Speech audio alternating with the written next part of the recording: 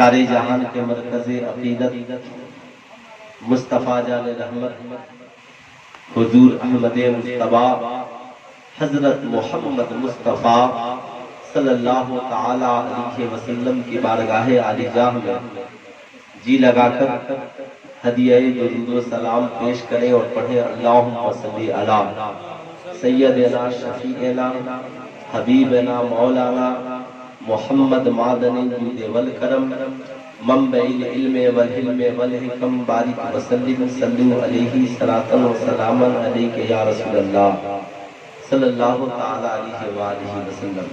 ہماری اور آپ کی مشترکہ خوش نصیبی ہے، یاد شہدائے کربلا کانفرنس میں ہم اور آپ تشریف رکھتے ہیں۔ میرے لیے خوش بختی کی بات یہ ہے کہ میں اس جگہ پہ خطاب کرنے کے لیے یا اللہ اور اس کے رسول کے پیغامات کو پہنچانے کے لیے حاضر آیا ہوں، جہاں کی در و دیوار سے مجھے واقفیت ہے اور جہاں کی در و دیوار سے مجھے بے پناہ محبت ہے۔ یہ میرا مادر علمی بھی ہے، جسے پوری دنیا جامعہ اشرفیہ احسن العلوم مانپور کے نام سے جانتی ہے۔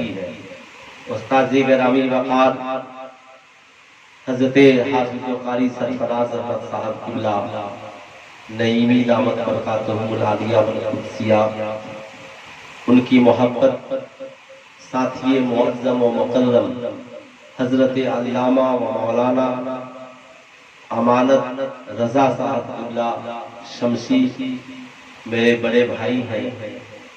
جب ان کا فون جاتا ہے کچھ سننا بھی پڑتا ہے، کچھ سنانا بھی پڑتا ہے۔ بہت نیک آدمی ہے، بچپن سے ان سے بڑا گہرا رشتہ رہا۔ اللہ رب العزت انہیں سلامت رکھے۔ یہ نام بھی امانت ہے اور جامعہ اشرفیہ احسن العلوم کے طرف سے گاؤں والوں کے لیے قاری صاحب کے بعد یہی امانت کے طور پہ ہے۔ مقدس علماء کرام کی موجودگی مجھ سے پیشتر آپ نے ہندوستان کے بہت بڑے شاعر ہندوستان شان علی گیاوی صاحب کی بہترین شاعری سے آپ لوگ محظوظ ہو رہے تھے۔ شاعر اسلام توتیے چمنستان رضا حضرت قاری ارشد رضا نوری صاحب قبلہ سے بھی آپ محظوظ ہوئے۔ بعد میں ان کی آواز لگ گئی، انشاءاللہ آواز نے ساتھ دیا۔ کب اس کی صحت کیسی رہے یہ کوئی نہیں جانتا۔ یقیناً عزیزم بابو صدام سلم اور ان کے جملہ ساتھیوں کی محبت آپ حضرات نے مجھے یاد کیا، ناچیز آپ حضرات کی دہلیز تک حاضر آیا۔ ایک شعر اگر اجازت ہو تو میں پڑھتا ہوں، ترنم میں نہیں، محبت کے ساتھ سنیں، اچھا لگے تو سبحان اللہ کہہ سکتے ہیں، نہیں اچھا لگے تو پھر یہ مسئلہ زیر غور ہے کہ حسین کا ذکر ہو پھر اچھا نہیں لگے، نماز کی بات ہو پھر اچھا نہ لگے، حضور کی بات ہو پھر اسے اچھی یہ بات نہ لگے، تو یقیناً سامنے کھانا موجود ہو اور اچھا نہ لگے تو انسان کہتا ہے کہ اس کا جسم بیمار ہے۔ اللہ اور اس کے رسول کا تذکرہ ہو، اگر اچھا نہ لگے تو سمجھ لو کہ اس کا دل بیمار ہے۔ جسم کے علاج کے لیے طبیبوں کو بلایا جاتا ہے، دل کا علاج تو مانپور میں حضرت صوفی برکت اللہ شاہ رحمۃ اللہ علیہ بھی کر لیا کرتے تھے۔ اللہ رب العزت کا بہت بڑا کرم ہے۔ مجھے صوفی صاحب کی ایک بتائی ہوئی دعا آج بھی جسے کام آج بھی چلتا ہے۔ طبیعت خراب ہو جاتی تھی لوگوں کی، میں پوچھا صوفی صاحب لوگ پھونکتے ہیں تو بزرگوں سے دعائیں پوچھ کر پھونکتے ہیں تو لوگ ٹھیک ہو جاتے ہیں؟ تو بولے ہاں ایک دعا ہم بھی بتا دیتے ہیں، اس کو تم یاد کر لو۔ اللہ بتائیے؟ تو بولے کہ درود شریف اول آخر پڑھنا اور سورہ ناس بیچ میں پڑھنا، اور جب جب ناس پڑھنا تو 3 بار پڑھنا، کیسا ہو کوئی معاملہ ہو پڑھو گے تو اچھا ہو جائے۔ آج بھی یہ عمل میری زندگی میں ہے اور یقیناً وہ آدمی اچھا ہو جاتا ہے. لیکن بزرگوں کی باتوں میں بہت اثر ہے. اللہ رب العزت کا کرم ہے. یہ مان ٹول جہاں امیروں کی بستی ہے وہیں علم والوں کی بستی ہے. وہیں پہ اللہ والوں کا یہاں پہ مزار بھی ہے. اللہ والے بھی رہتے ہیں. اس بستی میں ہم اور آپ حاضر ہیں. حسین زندہ ہے دستور زندگی کی طرح. جو سمجھ گئے ہیں وہ ایک بار بول دیجئے سبحان اللہ. حسین زندہ ہے دستور زندگی کی طرح. شہید مرتے نہیں عام آدمی کی طرح. یزید ڈوب گیا شام کے اندھیروں میں. یزید ڈوب گیا شام کے اندھیروں میں. حسین پھیلے ہیں دنیا میں روشنی کی. حسین پھیلے ہیں دنیا میں روشنی کی طرح. حسین کی زندگی کو آج تک کوئی نہیں سمجھ سکا. جو کہہ دے کہ میں نے سمجھ لیا یا کوئی یہ کہے کہ میں کیوں نہیں سمجھ سکتا تو قرآن کہتا ہے وَلَٰكِن لَا تَشْعُرُونَ. ہم نے دنیا میں کسی کو اتنا شعور دیا ہی نہیں جو شہیدوں کی زندگی کو سمجھ لے. جب اللہ نے کسی کے پاس اتنا برین اور اتنا عقل دیا ہی نہیں کہ کوئی سمجھ سکے تو آج کا کوئی انسان کہے کہ ہم نے حسین کو سمجھ لیا تو صاحب یہ اس کے علم سے باہر ہے, یہ اس کی عقل سے باہر ہے. علم کا کمال یہ ہے کہ انسان پڑھ کر مسجد میں سجدہ کرتا ہے اور عشق کا کمال یہ ہے کہ زخم کھا کر تلواروں کے سائے میں سجدہ کرتا ہے. صاحب یہ علم کا کمال ہے, عشق کا کمال ہے.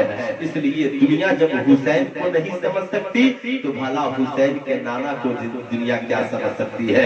یہی وجہ ہے قرآن نے کہا وَلَٰكِن لَا تَشْعُرُونَ. وہ عقل والوں حسین سے مقابلے کی بات نہ کرنا, حسین سے برابری کی بات نہ کرنا. اس لیے کہ حسین دنیا میں اس شخصیت کا نام ہے. حسین کے اوپر پڑھیے, حسین کے اوپر پڑھیے تو حسین کے اوپر دیکھیں گے تو مولا علی نظر آتے ہیں. حسین کے اوپر دیکھیں گے محمد رسول اللہ کی زندگی نظر آتی ہے. جب حسین کے اوپر دیکھیں گے تو صاحب سیدہ فاطمہ کی زندگی نظر آتی ہے. حسین کے اوپر دیکھیں گے سیدہ خدیجہ الکبریٰ کی زندگی نظر آتی ہے. اور حسین کے نیچے دیکھیں گے تو صاحب حضرت علی اکبر کی زندگی نظر آتی ہے, حضرت اول محمد کی زندگی نظر آتی ہے, حضرت علی اصغر کی زندگی نظر آتی ہے. جب حسین کے نیچے دیکھیں گے تو صاحب آپ کو زندگی ہی زندگی نظر آئے گی. حسین کے اوپر بھی اچھے ہیں, حسین کے نیچے بھی اچھے ہیں. حسین اسی لیے میں کہتا ہوں لوگوں کربلا پڑھنا بھی ضروری ہے. کیا ضروری ہے کہ ہر سال یاد شہدائے کربلا ہو, لیکن میں کہتا ہوں ہاں لوگوں ہر سال یاد شہدائے کربلا مناؤ. کربلا پڑھنا بھی ضروری ہے, کربلا سننا بھی ضروری ہے, کربلا جاننا بھی ضروری ہے. بچہ ہو تو بھی کربلا پڑھے, بوڑھا ہو تو بھی کربلا پڑھے, بیٹی ہو تو بھی کربلا پڑھے, بیٹا ہو تو بھی کربلا پڑھے, امام ہو تو بھی کربلا پڑھے, مقتدی ہو تو بھی کربلا پڑھے, پیر ہو تو بھی کربلا پڑھے, مرید ہو تو بھی کربلا پڑھے, چچا ہو تو بھی کربلا پڑھے, بھتیجا ہو تو بھی کربلا پڑھے. صاحب آپ کہیں کہ کربلا پڑھنے سے فائدہ کیا ہے؟ میں کہوں گا ہاں بہووں کو بھی کربلا پڑھاؤ, بیٹیوں کو بھی کربلا پڑھاؤ, بہنوں کو بھی کربلا پڑھاؤ, ماؤں کو بھی کربلا پڑھاؤ. جب ماں کربلا پڑھے گی تو شہربانوں کی طرح بیٹا کربلا میں کٹانے کا جذبہ پیدا ہوگا. جب بہن کربلا پڑھے گی تو حضرت زینب کی طرح بیٹوں کو بھائی کی محبت میں کربلا میں کٹانے کا جذبہ پیدا ہوگا. جب کوئی بیٹی کربلا پڑھے گی تو حضرت سکینہ کی طرح صبر کا جذبہ پیدا ہوگا. جب کوئی بیٹا کربلا پڑھے گا تو علی اکبر کا کردار اسے ملے گا. جب کوئی بھتیجا کربلا پڑھے گا تو حضرت قاسم کی زندگی اسے ملے گی. جب کوئی مقتدی کربلا پڑھے گا تو حضرت حور کی طرح سر کٹانے کا جذبہ پیدا ہوگا. اور جب کوئی امام کربلا پڑھے گا تو تلواروں کے سائے میں سجدہ کرنے کا جذبہ پیدا ہوگا. صاحب اس لیے میں کہتا ہوں کربلا سب کو پڑھنا چاہیے. جب پیر کربلا پڑھے گا تو خانقاہ چھوڑ کر کربلا جانے کا जज्बा पैदा होगा और मजीद करबला पढ़ेगा तो हुसैन के दीवानों की तरह इस्लाम की बका के लिए सर कटाने का जज्बा। करबला सब पढ़े, सबको करबला पढ़ना चाहिए। जो करबला से दूर है, जिंदगी की सारी किताबें एक तरफ और तन्हा मैदान करबला एक तरफ। ऐ करबला तेरे अंदर क्या नहीं है? कुरान की तिलावत करबला में है, बेटों की शहादत करबला में है, भतीजों की कुर्बानी करबला में है, माँ की मोहब्बत करबला में है, बहन का प्यार करबला में है, साहब जवान बेटे का जज्बा मैदान करबला में है, नन्हे साहबजादे की शहादत मैदान करबला में है। जाहिर सी बात है, एक करबला तेरे अंदर क्या नहीं है? करबला की जमी कहती है मेरे अंदर झांक करके देख ले। जब तू मुझे देख लेगा तेरी जिंदगी में इनकलाब आएगा। जब तू मुझे समझेगा तेरी जिंदगी बदलेगी, तेरी जिंदगी में इनकलाब आएगा। लेकिन जाहिर सी बात है, आखिर वो बेटा जिसने तन्हा मैदान करबला में इस्लाम की बका के लिए जामे शहादत नोश किया, पूरे कोने को कटा दिया, आखिर वो बेटा कौन था? वो कौन ऐसी माँ थी जिसने उस बेटे को जन्म दिया? वो कौन ऐसा बाप था जिसने उस बेटे की तरबियत की? वो कौन ऐसा नाना था जिसने उस नवासे को पाल पोस करके बड़ा किया? जाहिर सी बात है, वो कोई और नहीं था। नाना थे तो मोहम्मद रसूलुल्लाह थे, नानी थी तो हजरत खदीजतुल कुबरा थी, बाबा थे तो मौला अली मुश्किल कुशा थे, माँ थी तो सैयदा फातिमतुल ज़हरा थी। अल्लाह अल्लाह साहब, जब हम उनकी जिंदगी का मुताला करते हैं, आज लोग कहते हैं मौलाना साहब हमारी औलादे नेक नहीं होती है, हमारे बच्चे नेक नहीं होते हैं, मौलाना साहब हमारी औलादों के पास अच्छी तालीम और तरबियत नहीं है। सुल्तान रज़ा कहना चाहेगा, ए मेरी कौम लोगों, आप चाहते हो कि आपकी औलादे नेक हो तो आपकी जिंदगी में अली का जज्बा पैदा होना चाहिए। आप चाहते हैं कि आपकी बेटियां नेक हो तो आपकी जिंदगी में, आपकी औरतों की जिंदगी में खातून जन्नत का किरदार बेदार होना चाहिए। जो ही मुहर्रम शरीफ का चांद निकलता है, हमारे यहाँ चौक चौराहों पे अगरबत्तियां जल जाती है और लोग मोमबत्तियां जलाते हैं, हमारे घर की औरतें फातिहे का इंतजाम करती है। लेकिन सुल्तान रज़ा पूछना चाहता है, 80 साल से घरों में चिराग जलाने वालों, 70 साल से घरों में इमाम हुसैन के नाम की अगरबत्ती जलाने वालों और इस्लाम की मुकद्दस बेटियों, तुमने अपने घरों में सिर्फ सैयदा फातिमा के नाम का चिराग जलाया है। काश चिराग भी जलाया होता और साथ में सैयदा के किरदार को भी अपनी जिंदगी में उतारा होता तो आज तेरी जिंदगी में इनकलाब होता।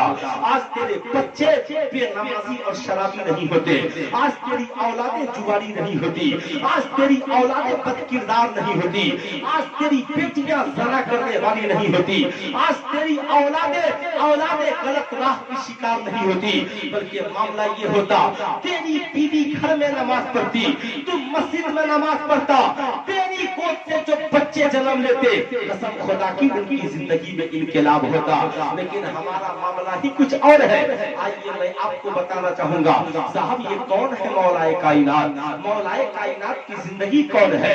बेटे को समझने के लिए माँ बाप की जिंदगी बहुत अनमोल हुआ करती है। इसलिए साहब मैं आपको बताना चाहूंगा, ये हजरत मौलाए कायनात है, बचपने का जमाना है, कहत साली का जमाना है। नबी करीम सल्लल्लाहु अलैहि वसल्लम अपने चचा जान हजरत अब्बास से कहते हैं, अरे मेरे चचा, कहत साली का जमाना है, बड़ी गुरबती से दिन गुजर रहे हैं। चचा अबू तालिब के पास इतने मालो दौलत नहीं है कि अपने सारे बच्चों को सही से खाना खिला सकेंगे। क्यों नहीं उनके कुछ बच्चों को हम अपने पास ले ले? जरा गौर से सुनिएगा।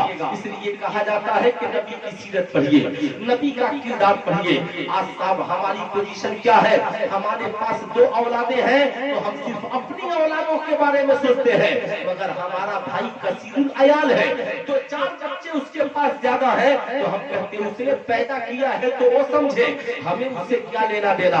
मगर ये तेरी जबान बोल रही है, मुस्तफा का किरदार ये बोल रहा है, अल्लाह ने तुझे दौलत दी है तो अपने बेटे को भी खिलाना और अपने भाई के बेटे को भी खिलाना, अपनी औलाद की भी तालीम और तरबियत का इंतजाम करना, अपने भाई के बेटे औलाद की भी तालीम और तरबियत का इंतजाम करना। आज साहब जाहिर सी बात है, कहीं न कहीं आज हमारी जिंदगी से नबी की तालीमात दूर होती चली जा रही है।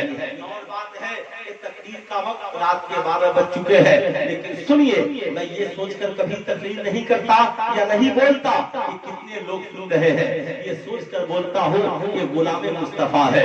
हो सकता है ये पैगाम दूसरों तक पहुँच जाए, लोग सुने, दिल में ये बात उतर जाए। साहब, बड़ा गरीबी का जमाना है, वो दौर ऐसा नहीं था जैसा आज हम लोगों के पास है। 2-4 गाड़ियाँ हो, 2-4 बंगले हो, खाने के लिए बेहतरीन खाना हो, सारी चीजें हो, लेकिन आज लोगों से पूछिए साहब तो लोग कहते हैं मौलाना अमाना साहब आज दीन पे चलना बड़ा मुश्किल काम है। मैं आपसे पूछना चाहता हूँ, आज दीन पे चलना बड़ा मुश्किल काम है या उस वक्त दीन पे चलना मुश्किल काम था जब खाने के लिए खाना नहीं मिलता था, पीने के लिए पानी नहीं मिलता था, जो कलमा पढ़ता था उसके गले में रस्सियां डालकर मक्के की गलियों में घसीटा जाता था। साहब, जब कोई कलमा पढ़ता था तो उसे घर से निकाल दिया जाता था, फिर भी आलम ये था जो कलमा पढ़ लेता था वो कलमा नहीं छोड़ता था, जो इस्लाम कबूल कर लेता था वो नबी के दामन को नहीं छोड़ता था। जान देना तो उन्हें गवारा था मगर रसूलुल्लाह के दामन को छोड़ना गवारा नहीं था। आज तो थोड़ी सी मुसीबत आ जाए तो हम लोग रुखसत तलाश करते हैं। मौलाना साहब रुखसत बताइए, ये बताइए ऐसी मजबूरी में ये काम हो सकता है कि नहीं? साहब, हम मजबूरी वाले हैं, इसलिए हमारा मामला सीमित है, हमारा काम सीमित है, हमारी तरक्कियां सीमित है। वो योजना वाले नहीं थे, उनका काम इश्क वाला था। यही वजह है हमारे पास दौलत है, सरबत है, हुकूमत है, तख्त तो ताज है, मगर जिंदगी में सुकून नहीं है। आज पूछिए, बड़े से बड़ा पढ़ाई मिनिस्टर हो मगर आत्मा को शांति नहीं, दिल को सुकून नहीं, मगर क्या वजह है? हजरत उमर आज भी दुनिया से ज्यादा के खलीफा बनकर बने बैठे हैं, राजा और बादशाह बनकर बैठे हैं, मगर आलम यह है ईंट लगाकर जमीन पे सो गया तो आराम मिल गया है। साहब, आलम यह है कि टूटे हुए मकान में बिस्तर लगा लिया तो आराम मिल गया है। इसलिए क्यों जानते हैं कि ये हुकूमत भी मिली है नबी के गुलामी के लिए और ये जिंदगी भी मिली है मुस्तफा की गुलाम। उनका मिजाज था, हमारा मिजाज कुछ और है, उनका मिजाज कुछ और था। फिर हम कहें जिंदगी में आत्मा को शांति क्यों नहीं है, दिल को सुकून नहीं है, हम परेशान क्यों है? साहब, जाहिर सी बात है उसकी परेशानी की वजह यही है, हम खुद तो खा लेते हैं, दूसरों की फिक्र नहीं करते, हम खुद पानी पी लेते हैं मगर दूसरों की फिक्र नहीं करते। लेकिन आइए मैं आपको बताना चाहूंगा, ओ इस्लाम के सच्चे दीवानों, आज करबला ही सुनो, बस इत्मीनान और सुकून के साथ आपको सुनना है, मैं बताता चला जाऊंगा। आपको मैं ये बता रहा था, नबी करीम सल्लल्लाहु अलैहि वसल्लम अपने चचा हज़रत अब्बास से मशवरा करते हैं, अबू तालिब के पास जाते हैं, चचा जान आप अपने कुछ औलादों को हमें दे दीजिए, इसलिए कि बरकत शादी का जमाना है, कहां से आप सबको खिलाएंगे? हज़रत अब्बास को एक बेटा अबू तालिब ने दे दिया और मौलाए कायनात सबसे छोटे थे, अबू तालिब ने हज़रत मौला अली को नबी करीम सल्लल्लाहु अलैहि वसल्लम के हवाले कर दिया। अब जरा गौर से सुनिएगा, मैं ये बात बोल रहा हूँ, आप इसे सुनेंगे तो आपको बात समझ में आएगी। हज़रत मौलाए कायनात आका के घर आते हैं, रात की तन्हाई का आलम है, मौला अली बिस्तर पे सो रहे हैं और नबी करीम सल्लल्लाहु अलैहि वसल्लम ने मुसल्ला बिछाया तो बगल में नबी करीम सल्लल्लाहु अलैहि वसल्लम की ज़ौजा, हम सब की अम्मी जान उम्मुल मोमिनीन हज़रत खदीजतुल कुबरा रज़ियल्लाहु ताला अन्हा ने भी अपना मुसल्ला बिछा दिया। एक तरफ शौहर खड़ा है, एक तरफ बीवी खड़ी है, दोनों खड़े होकर नमाज़ें पढ़ रहे हैं। मौला अली की आंख खुलती है, पहली बार नमाज को देखा था, कभी रुकू को देखते हैं, कभी सजदे को देखते हैं, कभी क़याम को देखते हैं, कभी कुनूत को देखते हैं, कभी तशहुद को देखते हैं, कभी तस्बीह व तहलील को देखते हैं। आका जब नमाज से फारिग हुए तो मौला अली ने कहा, भाई आप ये क्या कर रहे हैं, ये कैसा दीन और मजहब है? हज़रत नबी करीम सल्लल्लाहु अलैहि वसल्लम मुस्कुराए, कहा, ए अली आपको पता नहीं है अल्लाह एक है, मैं अल्लाह का रसूल हूँ और मैं जो इबादत कर रहा हूँ ये एक खुदा की इबादत कर रहा हूँ, एक खुदा के अलावा सारे माबूद ये बातिल है, ये माबूदाने बातिला है। ए अली आपको ईमान लाना है लाइएगा, लेकिन अभी जाहिर किसी पे करने की जरूरत नहीं है। हज़रत अली कहते हैं, आका नमाज पढ़ रहे थे तो मुझे बहुत अच्छा लग रहा था, मैं रात भर बैठकर सोचता रहा। ऐसे कहा, ठहर जाइए, मैं कल अपने अब्बा हुजूर से ابو طالب سے مشورہ کروں گا، اس کے بعد ایمان لاؤں گا۔ آقا نے کہا ٹھیک ہے، اب آپ کہنا، لیکن یاد رکھنا ابھی اس کو ظاہر کرنے کا حکم نہیں ہے۔ اللہ اکبر۔ پھر کیا تھا؟ صبح نمودار ہوتی ہے، پھر آقا کا مصلی بچتا ہے۔